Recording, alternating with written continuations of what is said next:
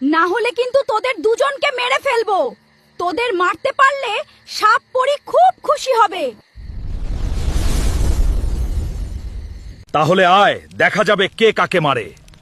তুই এই জাদুর আগুনের তলোয়ারের সাথে লড়াই করে জিততে পারবি না।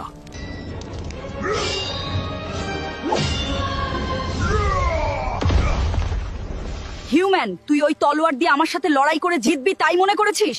কোনোদিনও পারবি না। এখন তোদের দুইজনকে আমার প্রাসাদ নিয়ে গিয়ে মেরে ফেলবো।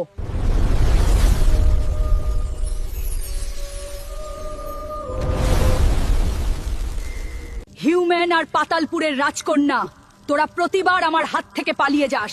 এইবার আর পারবি না। এবার মর এখানে।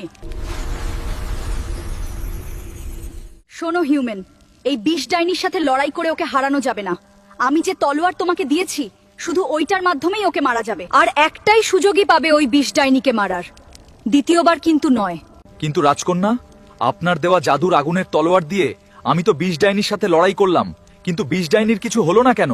শোনো হিউম্যান, এই জাদুর তলোয়ার তখনই কাজ করবে যখন বিষ ডাইনি ঘুমিয়ে থাকবে।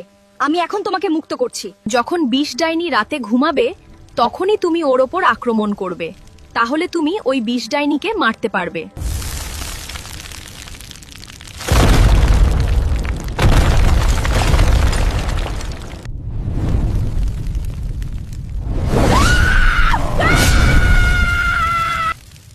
তাড়াতাড়ি চলুন রাজকন্যা, এখানে বেশি সময় থাকা যাবে না, না হলে আবার অন্য কোনো বিপদ আসতে পারে।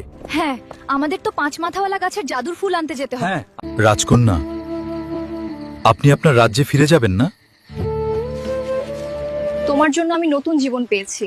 তোমাকে ছেড়ে আমি একা কিভাবে ফিরে যাব? আর সামনে আরো ভয়ঙ্কর বিপদ আছে, তাই আমি তোমাকে ছেড়ে যাব না। বন্ধুরা, পার্ট 16 দেখতে চাইলে লাইক, ফলো করে কমেন্টে পার্ট 16 লিখুন। আর ভিডিওটি ভালো লাগলে অবশ্যই শেয়ার করে দিবেন।